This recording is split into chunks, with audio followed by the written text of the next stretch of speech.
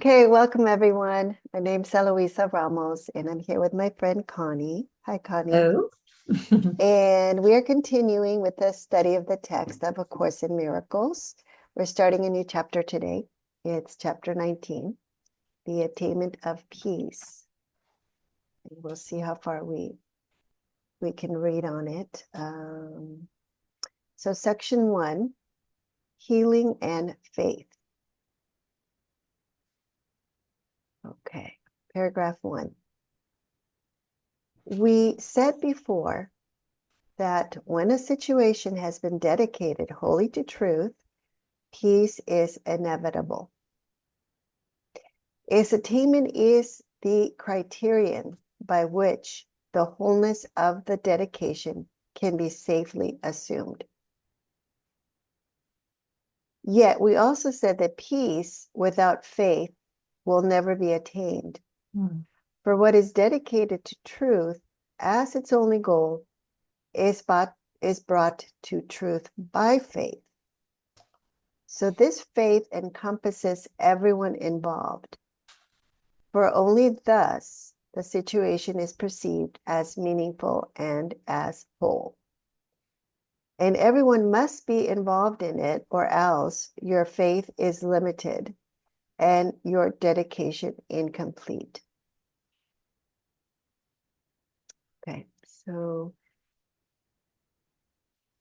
Okay, so let's see. I'm trying to remember back where we were reading about, whenever there's a situation, we want to offer it for healing or for peace. Do you remember that, Connie? When we were talking about, whenever there's a situation, we want to set the goal ahead of time for the okay. situation. Yeah, Yeah, rather yeah. than We just said, wait for the situation to happen and without having mhm. set the goal for it. And then we end up going back and kind of making up an interpretation of it. Yeah. Yeah. So this is, Hmm. I think this is kind of touching on that. Hmm. Because it says, we said before that when a situation has been dedicated wholly to truth, peace is inevitable. Hmm. Okay. And so any situation dedicated to truth means that we're not going to be invested. And we were talking a little bit before we started about how sometimes we can confuse intuition. Um, and we were saying that there's no investment in the outcome because if Hmm. we give it if we gave it to the Holy Spirit and it's a guided decision, then there's peace around it. And so this is touching on that because the faith comes into play um, because we want to trust that everything works for good, right? That's one of the lessons. Everything, Yeah. yeah, everything works for good. And therefore, everyone in the situation is playing their part. So that's where we let go of judging the situation and the people involved and ourselves, and we just accept what is.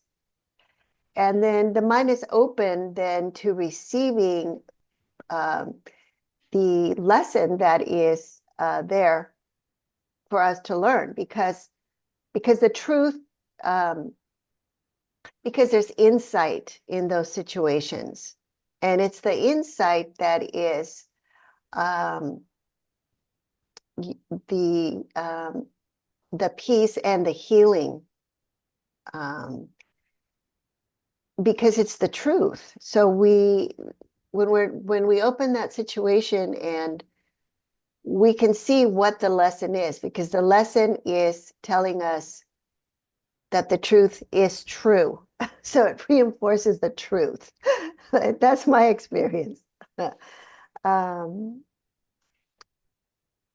so, Even when some experiences seem to be unpleasant, the okay.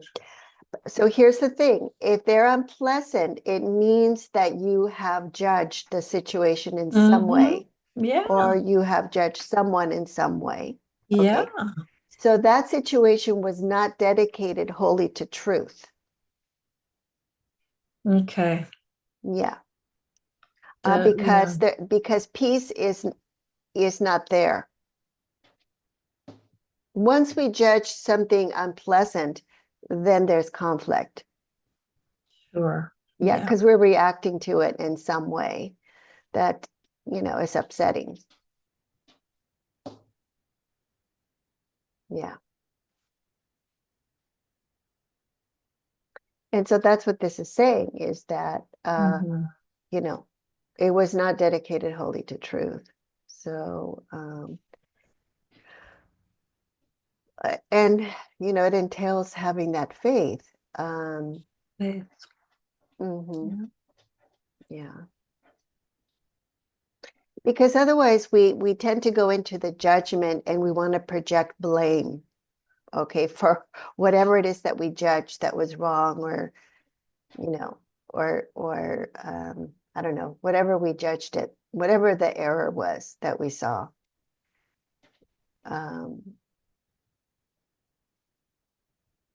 Yeah, so Mm. it's going to be a misperception that is going to need healing. You see? Yeah. Or forgiveness in the same thing. Yeah. Yeah. Mm-hmm. And I mean that's the opportunity. So it's not like, the situation is like, oh, too bad, I can still forgive whatever it is that showed up, and then I'll have peace, and then it will have been dedicated to truth. Mm-hmm. Yeah.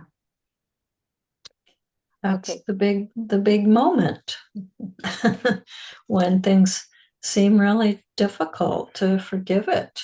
Yeah. Yeah, but it's a decision. So, we want to remember that there's a price to pay for deciding that we don't want to forgive it, because we can't have peace. Yeah. Yeah. Mm-hmm.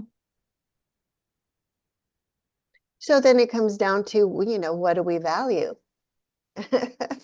Mm-hmm. Yeah.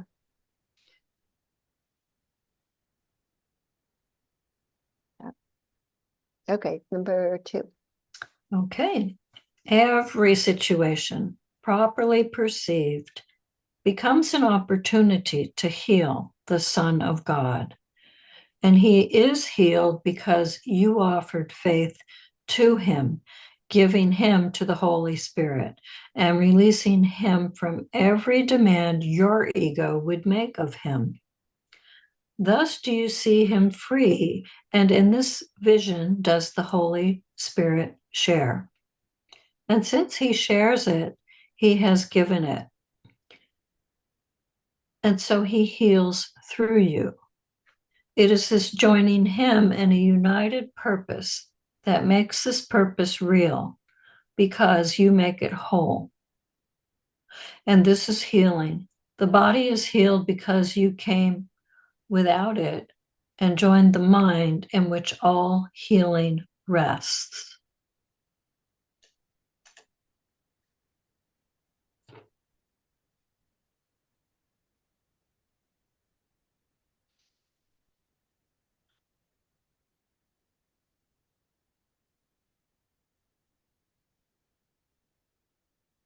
Yeah, so I mean, in situations we come a lot of times with expectations, of how someone should behave, or, Mm-hmm. how they should be doing something or not doing something, or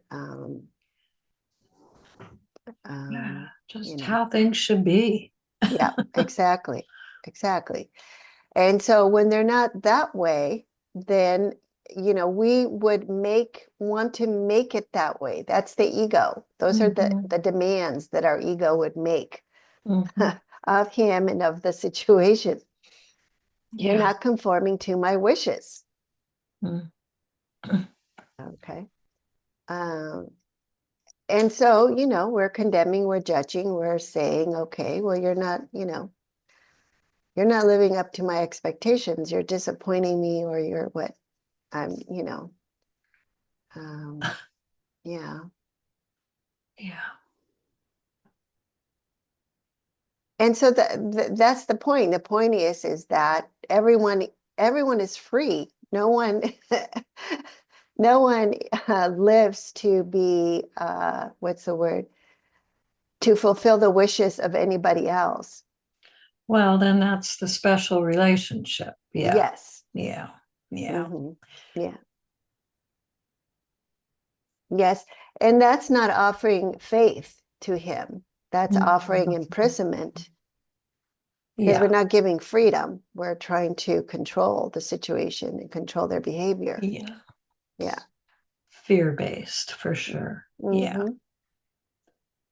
Mm-hmm. Every nasty this fish and it.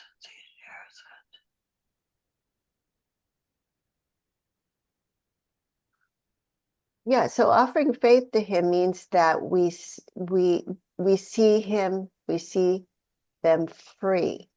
Okay. So there's no sense of needing to control them or feel responsible for them, or feeling like it's up to us to save them or take care of them, or that's what we were talking about before, right? Were we talking about that? Oh, I was talking about that with Sonia. Huh. Yeah. Yeah. Yes, when we make ourselves responsible for somebody else. Yeah, I have a lot of that going on right now with Chris. He's been really sick, and it's like, and then he won't tell me what he needs or what he wants with food. And then I'm stuck in old behavior of thinking, well, I should be, fixing him something or doing something. And then I'm just feeling miserable. Yeah. Yes, Rather so we than, go, yeah, because we go into the protection of the body. Because we're seeing that we are not seeing them as a mind that is free and created by God. We're seeing them as a fragile, vulnerable body. and I mean, in the relationship thing, yeah, there is that feeling, oh, well, it's my duty or I should be doing something to help him. Yeah. Yeah, that thing too. And Mm-hmm. yeah, Mm-hmm. So yeah, so you'll take on guilt and stuff. Yeah. yeah, Yeah. which doesn't feel good. Of Yeah, course it not. is definitely not peaceful. Mm-hmm. So, what to do? Well, you need to trust. You need to have faith, okay, that that everything works for good. So you want to, you know, give them Yeah, freedom. it's the faith. Yeah, Yeah. yeah. Okay. Yeah. So yeah, the body is healed because you came without it. You see. Yeah, Okay, and join the mind in which all healing rests. So you want to be able to join at the level of the mind. yes. Yeah. Mm-hmm. With a united purpose. It's interesting how it's talking about purpose that makes this purpose real.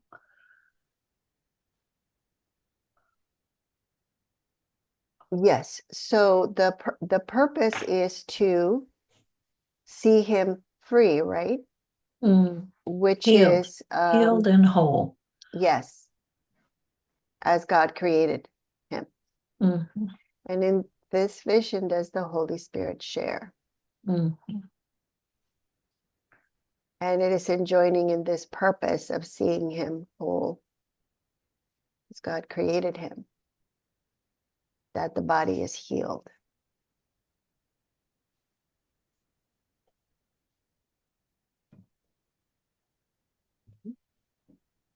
Because that's the causal level. It's the mind. Okay, number 3. The body cannot heal because it cannot make itself sick.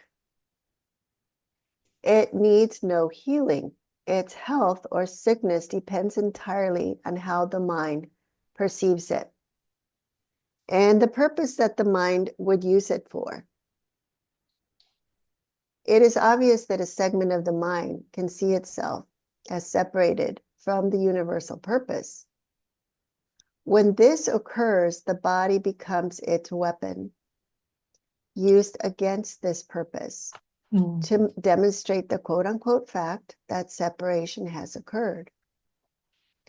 The body thus becomes the instrument of illusion, acting accordingly, seeing what is not there, hearing what truth has never said, and behaving insanely, being imprisoned by insanity.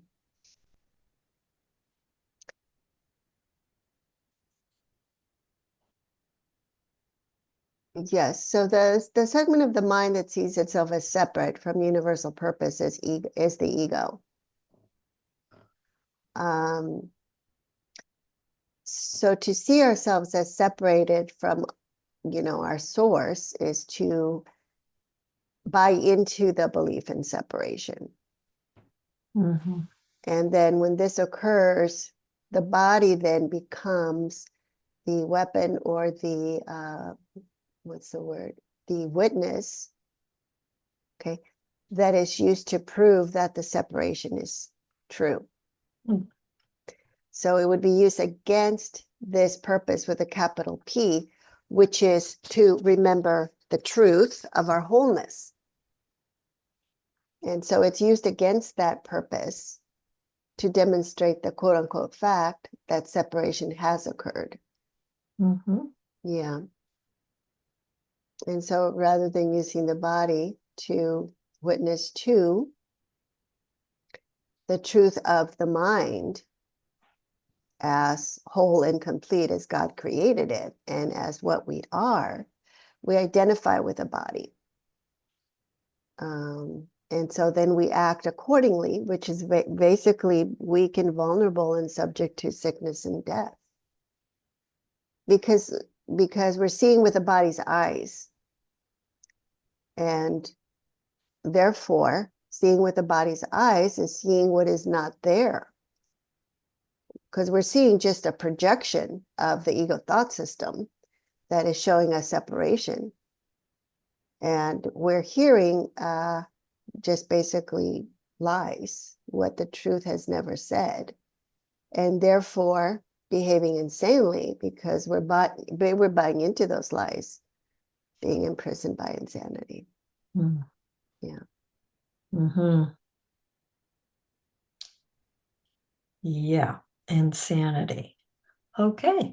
Do not overlook our earlier statement that faithlessness leads straight to illusions. For faithlessness is the perception of a brother as a body, and the body cannot be used for purposes of union. If then you see your brother as a body, you have established a condition in which uniting with him becomes impossible. Your faithlessness to him has separated you from him and kept you both apart from being healed. Your faithlessness has thus opposed the Holy Spirit's purpose and brought illusions centered on the body to stand between you. And the body will seem to be sick, for you have made of it an enemy of healing and the opposite of truth.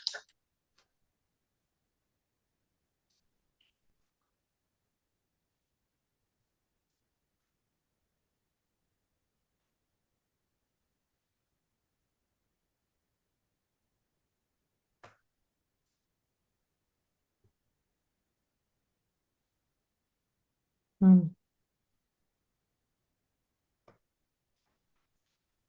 Yeah, so the first paragraph is important in being able to not see our brother as a body, okay? Because we always want to recognize that we are all free. And in that freedom, we, let's see, we allow the Holy Spirit to be the source of guidance for our relationship and for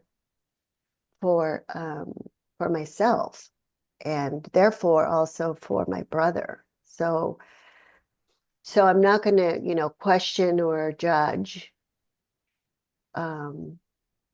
As much as I feel invested, like, with a relative or a husband or a son, as much as I feel invested in saying, oh man, you know, that's only going to lead to loss and suffering. Um, I've learned basically that it's okay, um,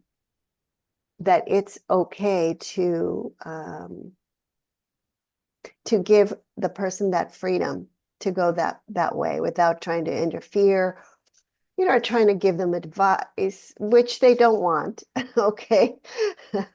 They don't want the advice. So Yeah. so it's okay to allow them to experience what they're going to experience, because that's their lesson. That's how they're, I mean, I'm not going to interfere. And I really can't. I'm not in a position to know. Only the Holy Spirit's in a position to know. So that's one of the things I've learned, I think, with my kids, was to just allow them to go through what they're going to go through, and be there to support them, but not try to control, you know, um, what is going to happen. Because I think I know what's going to happen, and maybe it is and maybe it isn't, but either way, it's not for me to interfere. And to me, that's actually faith, because I'm not seeing them as a body. Okay, I'm not trying to rescue them or save them because of the suffering. I'm seeing them as a mind that came in with their own lessons, and this is part of their journey in learning them.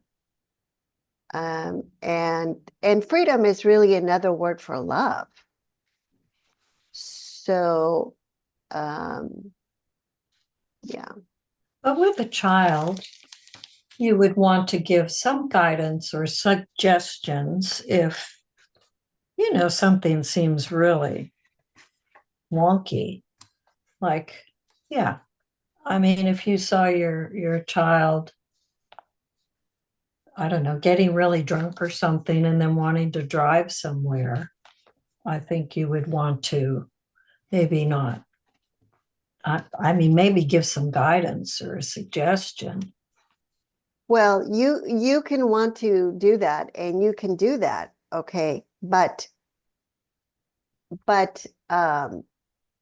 you don't want to be coming from a place of fear, okay, or because if you're coming from a place of fear when you're doing that, um, it's going to be a miscreation, okay.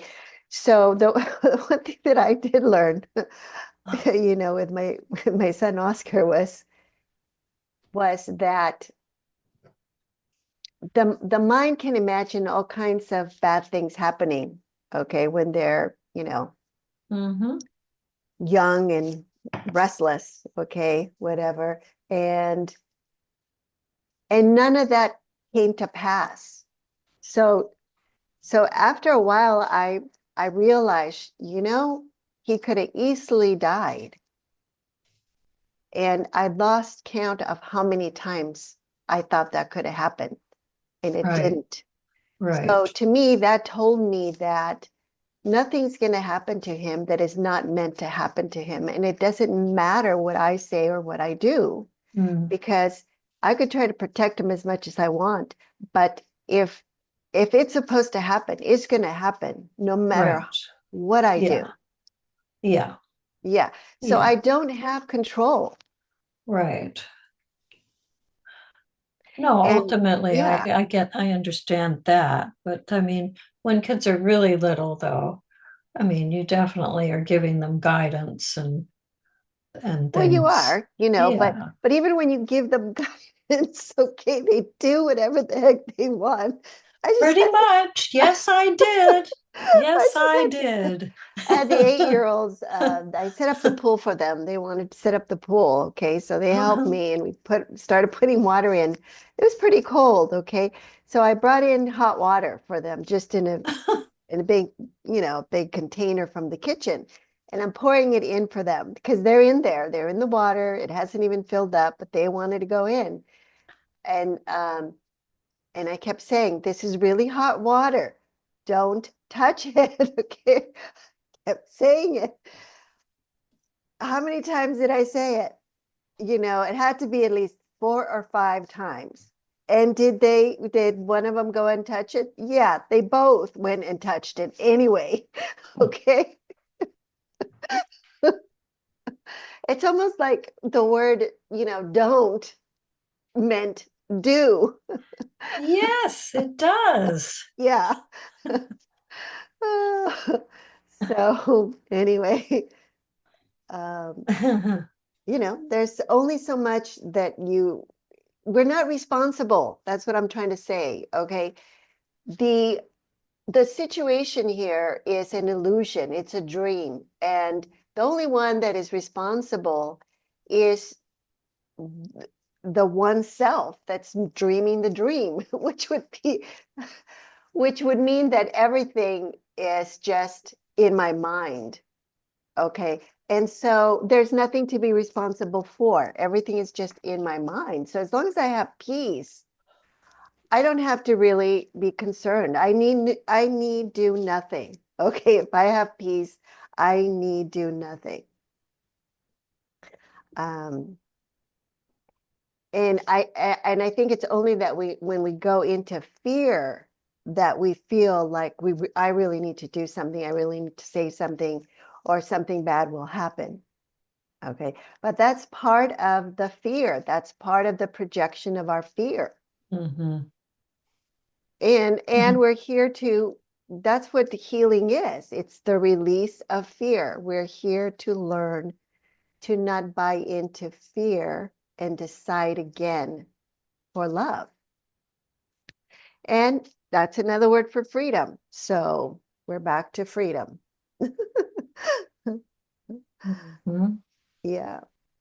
Okay. Number 5. It cannot be difficult to realize that faith must be the opposite of faithlessness. Yet the difference in how they operate is less apparent, though it follows directly from the fundamental difference in what they are. Faithlessness would always limit and attack. Mm. Faith would remove all limitations and make whole. Faithlessness would destroy and separate. Faith would unite and heal. Faithlessness would interpose illusions between the Son of God and his Creator. Faith would remove all obstacles that seem to rise between them. Faithlessness is wholly dedicated to illusions. Faith wholly to truth. Partial dedication is impossible. Mhm. Truth is the absence of illusion. Illusion, the absence of truth. Both cannot be together nor perceived in the same place. To dedicate yourself to both is to set up a goal forever impossible to attain, for part of it is sought through the body, thought of as a means for seeking out reality, through attack. The other part would heal and therefore calls upon the mind and not the body. Yeah, okay, so line 3 is a really, really, really good distinction, because it goes What along was with that? line 3. It's a really Okay. good distinction because Mm-hmm. it goes along with the idea of freedom, because faithlessness would always limit and attack. Mm-hmm. So even when I was pouring that hot water in there for the kids, that was a form of limitation. I still had a little bit of fear there. I was trying to tell them, okay, Mm-hmm. don't touch that, don't touch. I was Yeah. limiting them. um, but faith would remove all limitations. So I did not have faith that they would have enough sense that if I told them this water's really hot, that they would have enough sense to know not to touch it. You see? Yeah. Yeah. So I probably could have just said, okay, this water is super hot. And that's it. And then Or, let them decide or, what they were going yeah, to do. you probably don't want to touch it. I don't know. Well, Yes, or yes, but I without said, you yeah, could I still said, say it don't without touch fear. it. I said, don't touch it. So I was Yeah, that's limiting them. yeah, Yeah. yeah. That word don't. Yeah. Stop it. Yeah. Stop. And faith would remove all limitation and make whole. So they probably react to that fear, the word don't, as a form of limitation. And so of course they're going to react, by wanting to touch it because it's a perceived attack on their freedom. I was in a restroom today and this mother came in with a young child and they went into the stall and I kept hearing the mom go to the little kid, uh-oh, uh-oh, uh-oh. She just kept saying that to the kid and I thought that poor kid is going to be so freaked out now to go to the bathroom. It was just like something's really wrong. It was amazing. She just kept going, uh-oh. And like, God, that was such a negative thing for that. It's just like it was wrong, whatever the kid was doing in there. I don't know. I don't know. It's not always easy to tell. Sometimes depending on what that means to the child. I don't know. Sounded like I'm doing something bad or wrong. Okay, but you want to look at that though, because Oh, it's me. yeah. You want to look at, that tone of voice and that Oh, interpretation. Yeah. The interpretation of the okay, detail. busted again. Okay. 6 or we're still on 5. Let's see. No, 6. Yes. Okay. Let's see. The inevitable compromise is the belief that the body must be healed and not the mind. For this divided goal has given both an equal reality, which could be possible only if the mind is limited to the body and divided into little parts of seeming wholeness, but without connection. This will not harm the body, but it will keep the delusional thought system in the mind. Here then is healing needed, and it is here that healing is. For God gave healing not apart from sickness, nor established remedy where sickness cannot be. They are together, and when they are seen together, all attempts to keep both truth and illusion in the mind where both must be are recognized as dedication to illusion and given up when brought to truth and seen as totally unreconcilable with truth in any respect or in any way.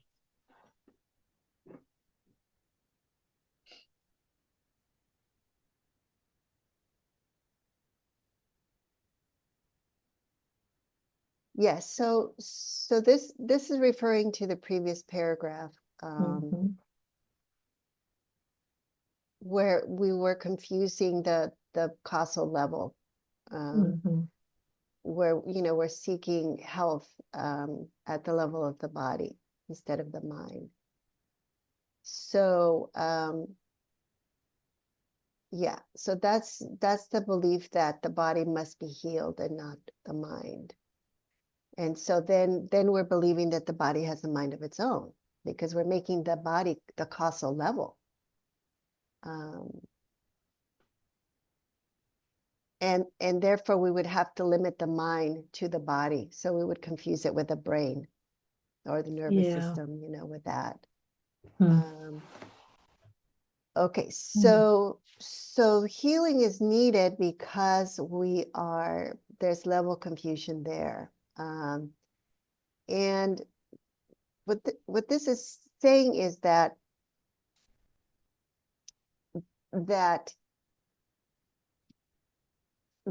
by looking at the error, which is the sickness, okay, which is the confusion in levels, by being able to see that, the correction or the healing occurs because we cannot hold both thoughts of healing and of sickness. We actually can't reconcile them, because healing would be Holy Spirit guidance, giving us the insight and the recognition that the thought, the ego separated perception is not true. And so it would be undoing the illusion.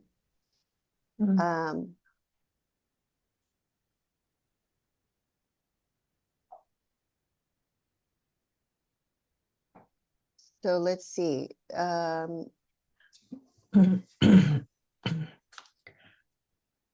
Yes. So trying to hold on to both is duality, and it's an illusion, because only the truth is true. Everything else is not true.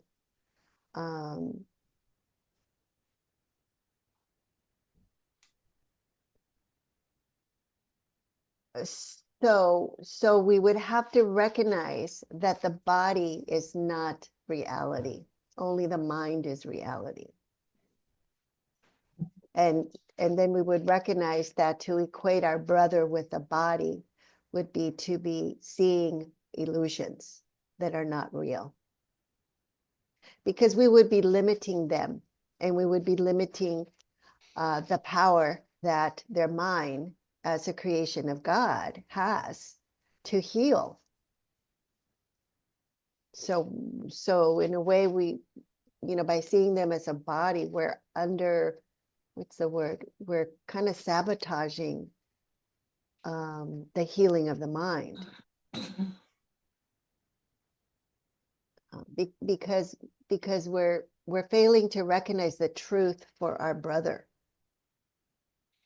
which would be healing for them. Okay, number 7. Truth and illusion have no connection. This will remain forever true, however much you seek to connect them. But illusions are always connected, as is truth.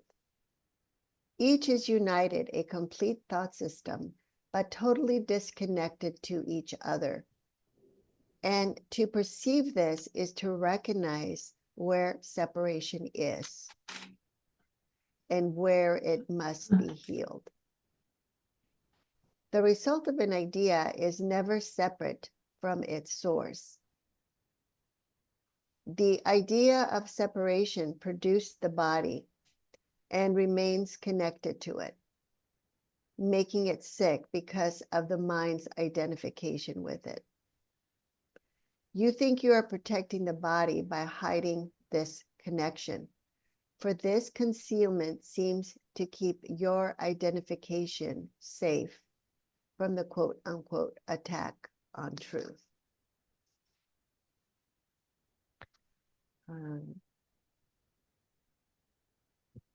Yeah, so even the ego thought system is not,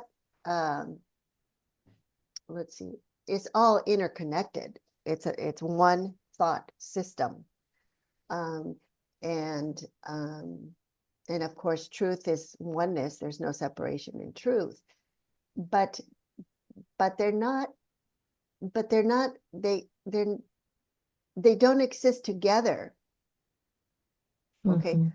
Because illusion doesn't exist. It's not real. It's not there.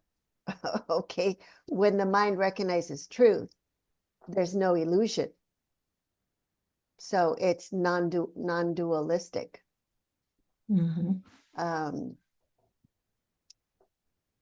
Okay, so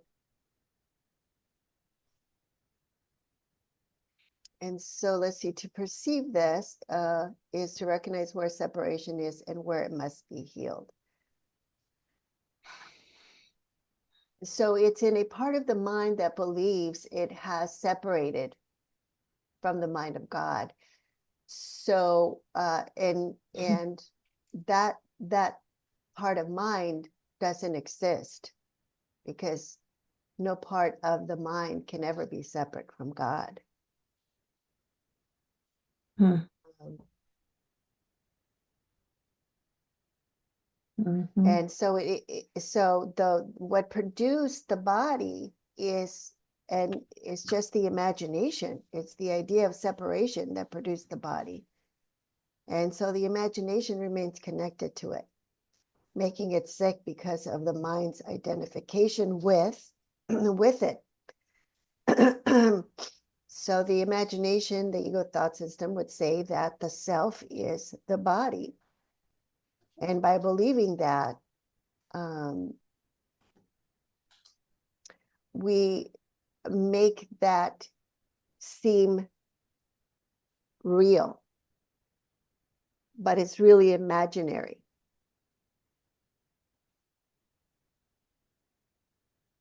So when we're in the wrong part of our mind, is that really the brain? No, it's not the brain. We just think that Hmm. the mind is the brain. We just believe that.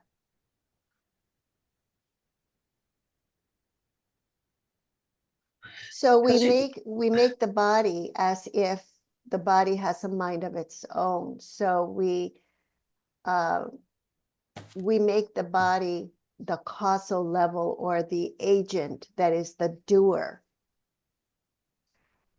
You see, rather than the ego thoughts, the perceptions that would direct the body, and then the body would follow through with action. Okay, so when you say no part of the mind can ever be separated from God. That's right. That's the belief in separation, that a part of the mind can be separated from the mind of God.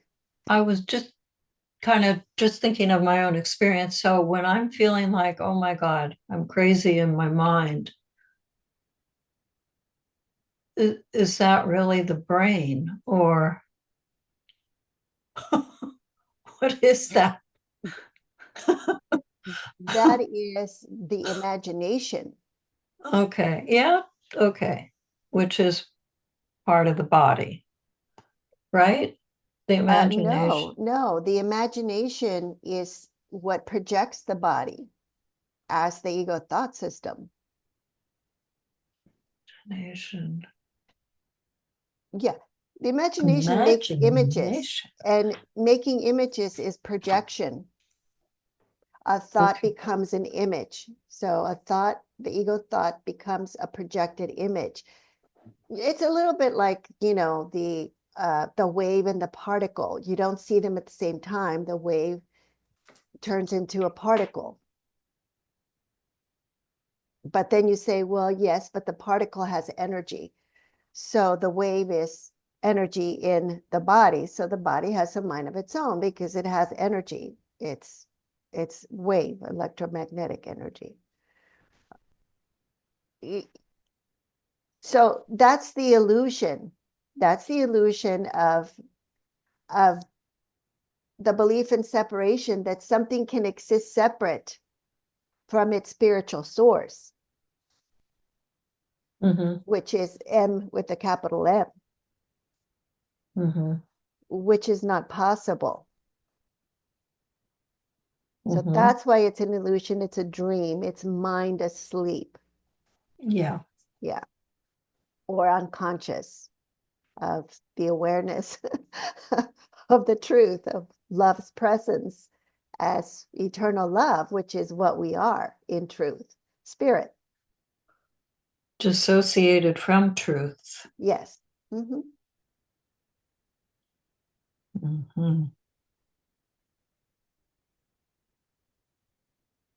Yes. See line 7, the idea of separation produced the body.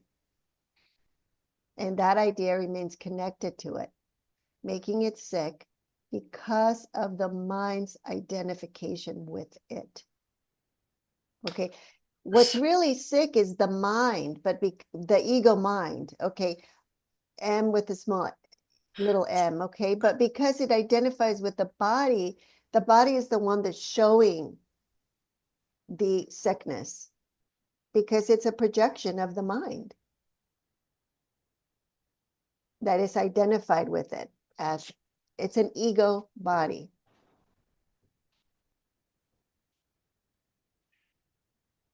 So a sick body is an ego body. It's the idea of separation that produced the body and remains connected to it, making it sick because of the mind's identification with it. Because this is how the mind is protected. See, you think you are protecting the body by hiding this connection. For this concealment seems to keep your identification safe from the quote unquote attack of truth. Okay. We're not actually protecting the body by making the body sick. What we're protecting is this identification of the ego thought system with what it made. Okay. And that it's the mind that's actually sick. That's what the ego thought system is protecting by identifying with the body, so that it seems as if it's the body that's sick. So then we can't trace it back to the mind. So then it can't be healed. And then that concealment seems to keep your identification safe from the quote unquote attack on truth. So, you know, that lesson what is it, 132, sickness is a defense against the truth. That's what this is saying here. In that tiny instant, okay, we perceive that the truth is quote unquote attacking, but it's really just being revealed to us. And in that moment, rather than accepting that insight or the truth, we decide for sickness instead as protection. Yeah. Okay, number 8. If you but understood how much this strange concealment has hurt your mind, and how confused your own identification has become because of it, you do not see how great the devastation wrought by your faithlessness. For faithlessness is an attack that seems to be justified by its results. For by withholding faith, you see what is unworthy of it, and cannot look beyond the barrier to what is joined with you.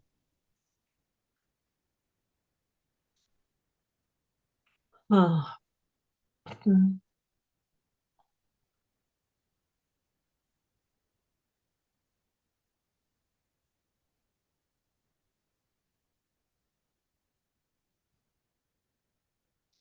Yeah, so you know, a lot of times sickness justifies our faithlessness, because we tend to say, well, you know, we think that that's coming from God, and why should we have faith in God if God is making us sick?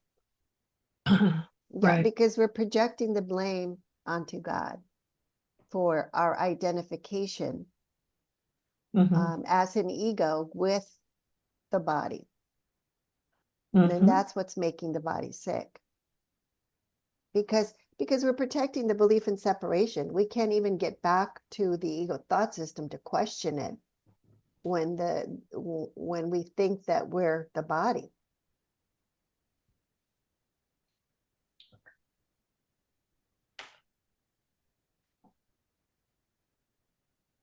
Okay, so 9. To have faith is to heal. It is a sign that you have accepted the atonement for yourself and would therefore share it. By faith, you offer the gift of freedom from the past, which you received. You do not use anything your brother has done before to condemn him now. You freely choose to overlook his errors, looking past all barriers between yourself and him, and seeing them as one. And in that one, you see your faith is fully justified. There is no justification for faithlessness, but faith is always justified. Mm. Yeah, so, I mean, accepting the atonement is recognizing the separation never happened. So my brother and I are one at the level of the mind, not body. Bodies cannot join. So, and so by having faith in that truth, we offer the gift of freedom from the past, because the past is what we taught ourselves, and what we taught ourselves is to believe the ego thought system, which says that we are separate and that we are a body. So that would be freedom from that past. And we would forgive, we would forgive anything in the past. We would not use anything your brother has done before to condemn him now. So we would not be holding any grievances and bringing those up now. So freely choose to overlook his errors. Overlook is another word for forgiveness. So looking past all barriers between yourself and him.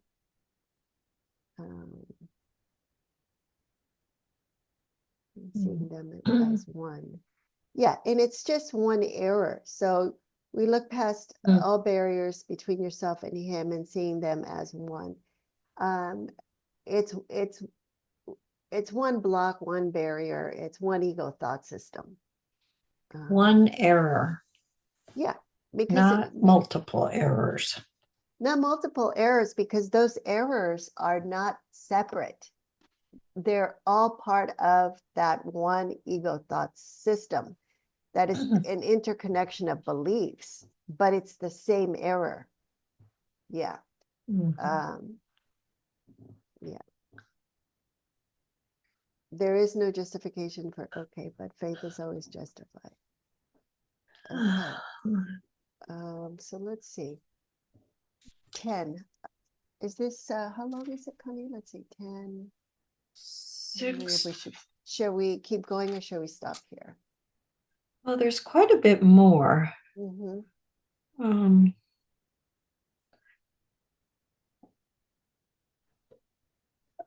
could, do you want to do one more? Okay. Yeah. Or, yeah, it just seems like, I think it's your turn. 9? No, 10. Wait, which one? Wait, 10. did we just read 8? No, I think we just read 9. Yeah. Yeah, I just read 9. Oh to my, have faith is to heal. It's the acceptance of the atonement. Okay, yeah. Boy, okay.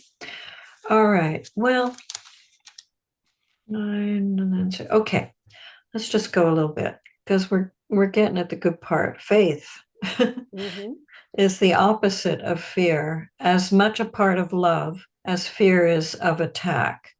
Faith is the acknowledgement of union. It is the gracious acknowledgement of everyone as a son of your most loving Father, loved by him like you, and therefore loved by you as yourself. It is his love that joins you and your brother, and for his love you would keep no one separate from yours. Each one appears just as he is perceived in the holy instant, united in your purpose to be released from guilt. You see the Christ in him, and he is healed because you look on what makes faith forever justified in everyone. Mhm.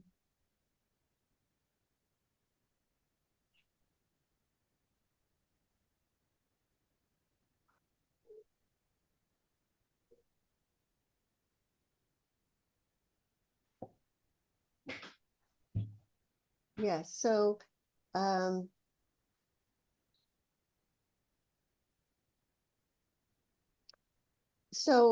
when we see someone, basically they are the Son of God, just like we are. So,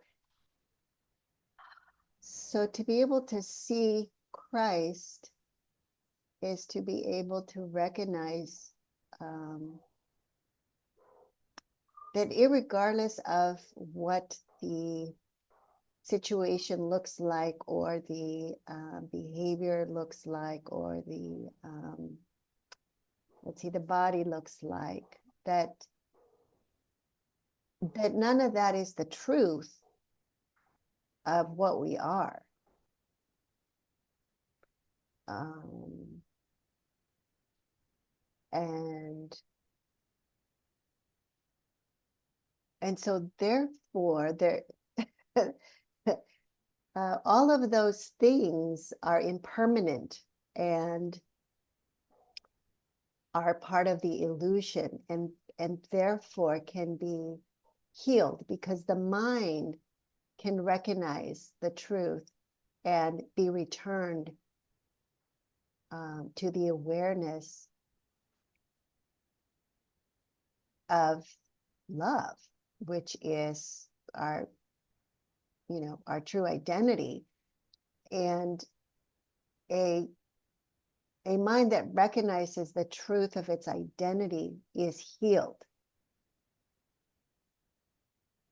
and therefore cannot and therefore the body would have to be an instrument of communication of that truth, which would be the miracle, which would be a healing, a complete healing of the mind.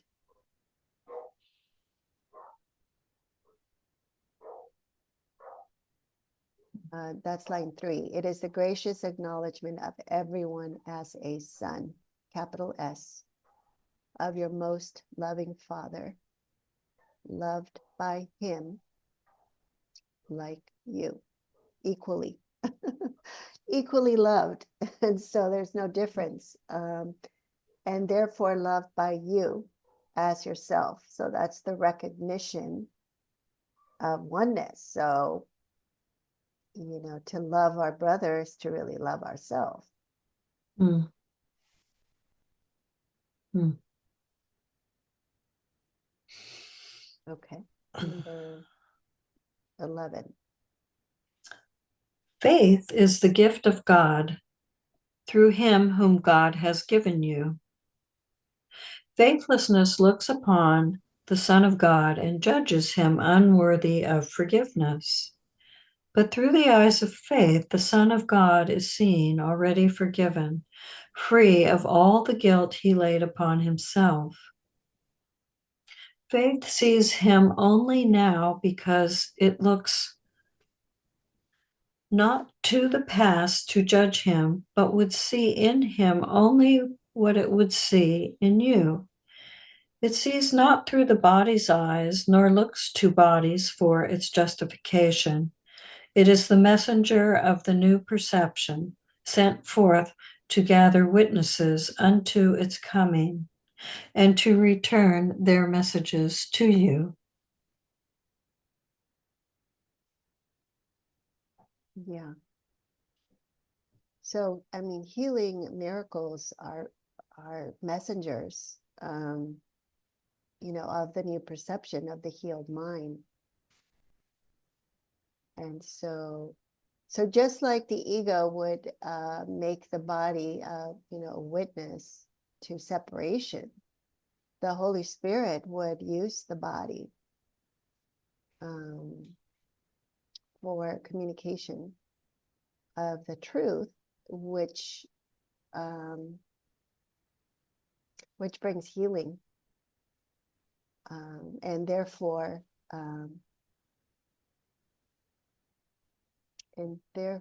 brings forth the witnesses of the miracle. Mm-hmm.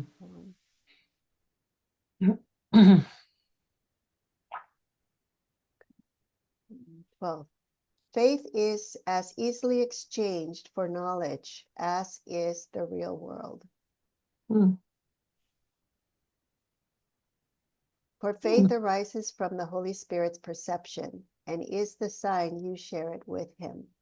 Faith is a gift you offer to the Son of God through him, and wholly acceptable to his Father as to him, and therefore offered you. Your holy relationship with its new purpose offers you faith to give unto your brother.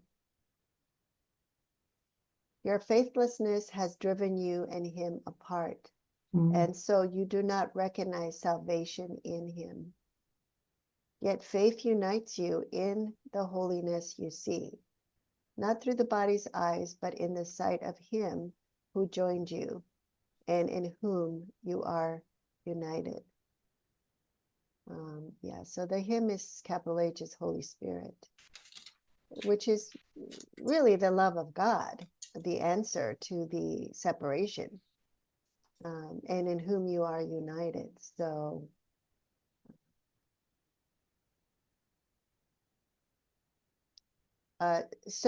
faith really offers us true perception, because it then is easily exchanged for knowledge, as is the real world.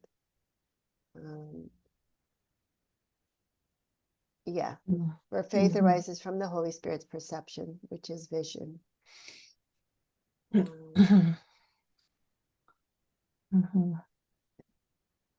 Okay, 13. Well, I think we better stop. I need to stop for today. Sorry. It's okay. Yeah, we'll continue next time. This is good stuff. Yeah. That's all good. It's all good. Yeah. Okay. Well, thank you. Thank you for joining us. Thank you. Yep. We'll continue Very good. next week. Bye. Bye.